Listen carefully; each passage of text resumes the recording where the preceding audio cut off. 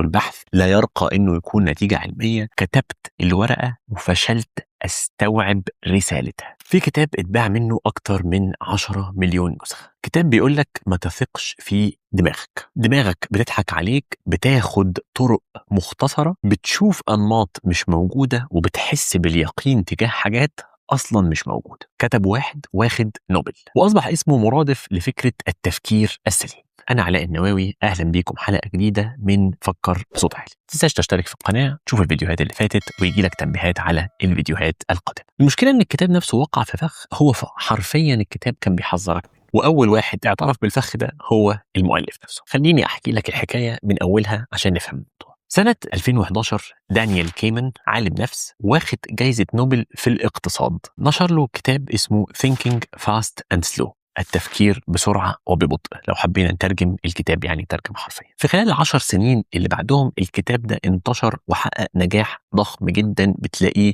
في كافة المكتبات الموجودة في العالم. وتقريبا مفيش بودكاست أو أي حلقة أو أي موضوع أو أي كورس عن تطوير الذات وفهم وإزاي الإنسان يحسن من نفسه غير ولازم تجيب سيرة هذا الكتاب. فكرة الكتاب الأساسية فكرة جميلة جدا جدا وسهل جدا إنك تفهم. بتقول إن دماغك فيها نظامين اتنين. النظام الأول سريع تلقائي بيشتغل من غير أي مجهود، وده اللي بيخليك تعرف الحاجات البديهية زي 2 زائد 2 ب4، تبص في وش الناس تعرف ده مين. ده اللي كمان بيخليك تسوق العربية وانت سرحان. لو انت خدت بالك ساعات الواحد بيبقى سايق مثلا ويلاقي نفسه ايه ده، انا ما خدتش بالي وانا خدت الملف اللي فات ولا ما خدتوش. انت سايق بشكل تلقائي. اما النظام الثاني فده النظام البطيء المجهد اللي بيحتاج تركيز. ده اللي بيحل المسائل الصعبة، اللي بيحاول يقارن ما بين مثلا ارتفاع حاجتين او عرض حاجتين عشان يحاول ينسبهم لبعض ويفهم. وده النظام الثاني اللي بيحتاج تركيز ومجهود اكتر في الفهم. جوهر الكتاب ان النظام السريع اللي احنا بنعيش بيه ده اللي موجود في دماغنا ده اللي بنعيش بيه اغلب يومنا، ولكن مشكلة النظام ده ان هو فيه انحيازات مبنية فيه، وانه معظم قراراتنا الغلط نتيجة هذه الانحيازات، البايسز دي نتيجة هذه الانحيازات بتيجي غلط لانها جاية من النظام السريع ده.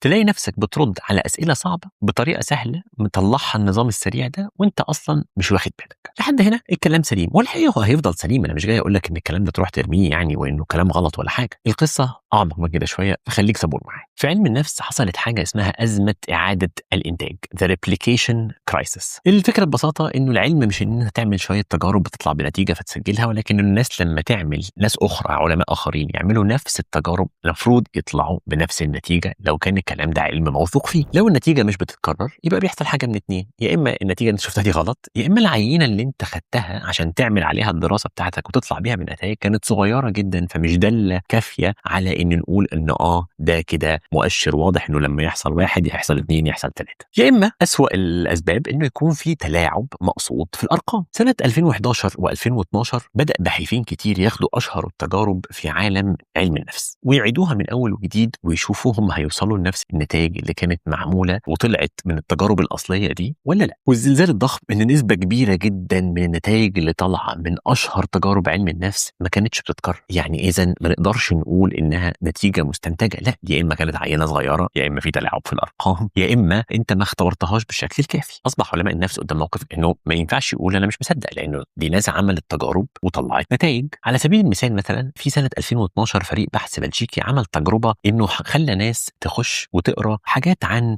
تجاعيد الوش، المشي ببطء، العجز، الشيخوخة، وخد باله ان الناس دي لما طلعت من الأوضة دي خرجت ماشية أبطأ زي ما يكونوا تأثروا باللي هم قروا. وفي سنة 2017 ناس أخدوا الفصل الرابع في الكتاب بتاع Thinking Fast and Slow بتاع دانيال كيمان ده وقعدوا يحللوه ويفحصوا ويمحصوا في هذه التجربة. وكان في الفصل الرابع ده دانيال بيستشهد بدراسة معمولة وحسبوا قوتها الإحصائية، يعني حسبوا العينة عاملة إزاي، الدقة اللي طلعت بيها النتائج، وطلعوا بخلاصة قاسية جدا. الأدلة اللي الفصل ده في الكتاب مبني عليها ضعيفة جدا لدرجة ان هي ما بيتوافرش فيها المطلوب عشان نقول عليها انها دراسة علمية. وهنا بقى الجزء اللي بيخلي القصة دي عظيمة. كيمان ما اتخانقش، ما قالش الناس دي نصابين، ما قالش الناس دي بيحاولوا يشوهوني ولا بيحاولوا يكسروا النجاح اللي انا عملته، ولا استخبى ورا جائزة نوبل اللي هو كان واخدها. في ذلك الوقت الراجل ده كان عنده 83 سنة، والنقد اللي اتكتب عن الكتاب وعن الفصل الرابع ده بالذات وعن انه البحث لا يرقى انه يكون نتيجة علمية اتكتب على احد المدونات في ذلك الوقت. ودخل دانيال كيمان بنفسه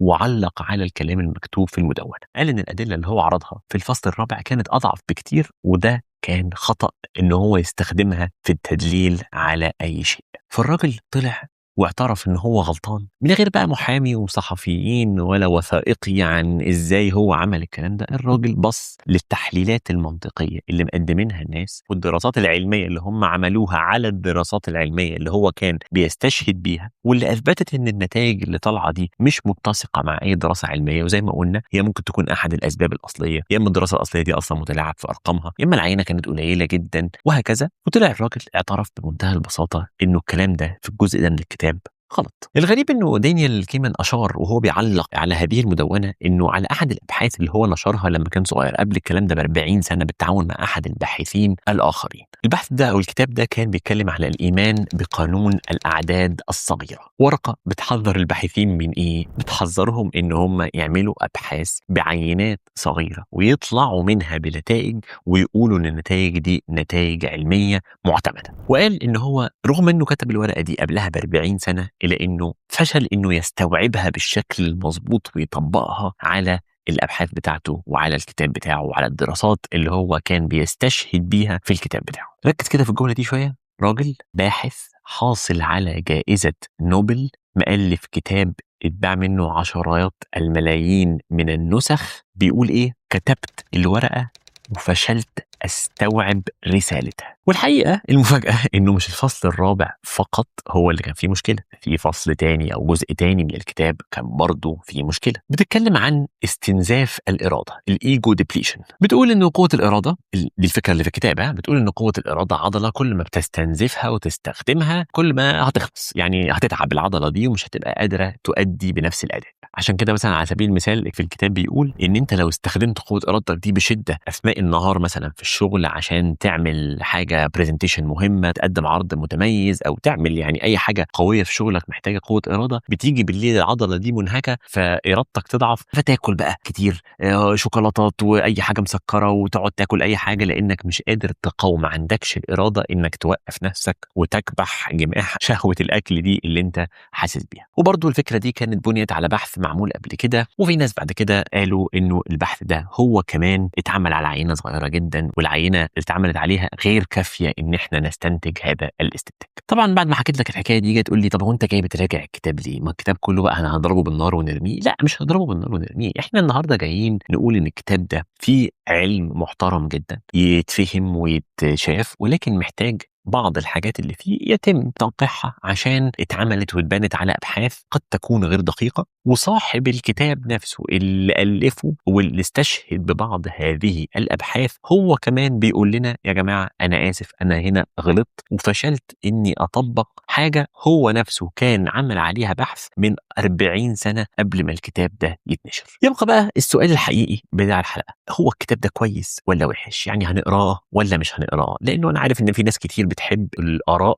والردود تبقى ابيض واسود، فنحاول برضو نجاوب على هذا السؤال. الحقيقه انه انا شايف ان الكتاب ده طبعا لازم يتقري. ليه لازم يتقري؟ لانه الحقيقه بيقدم شرح محترم عن طريقه تفكيرنا، والانسان لو فهم طريقه تفكيره ممكن يفهم ازاي يبدا يتعامل معاه. ولكن في بعض الافخاخ في هذا الكتاب، والافخاخ دي ما اصبحتش بقى اشاعات طالعه على الكتاب او حاجه، ولكن لا، دي حاجات مثبته، ومؤلف الكتاب شخصيا اعترف ببعضها وقال انها الاستشهاد بها كان خاطئ هنا، الدراسه دي كانت خطأ هنا، وهكذا. وبالتالي انت هتقرا الكتاب ده وانت خلاص متفهم الغلطات اللي فيه دي، ومتفهم انه في بعض الانحيازات حاصله. واصلا الكتاب ده جاي بيكلمك عن انه مخك عنده طريقتين تفكير، واحده فيهم منحازه بشكل ما بشكل طبيعي. فانت النهارده هتحاول تقرا الكتاب ده من غير ما يبقى عندك هذه الانحيازات ان الكتاب ده لا احسن حاجه حصلت في العالم، ولا الكتاب ده فيه غلطات فانا خلاص هطلعه بره حساباتي بشكل كامل. والحقيقه انه دايما ربنا سبحانه وتعالى بيقول في القران الكريم انه فوق كل ذي علم عليم. انه الحقيقه انه علم النفس بشكل عام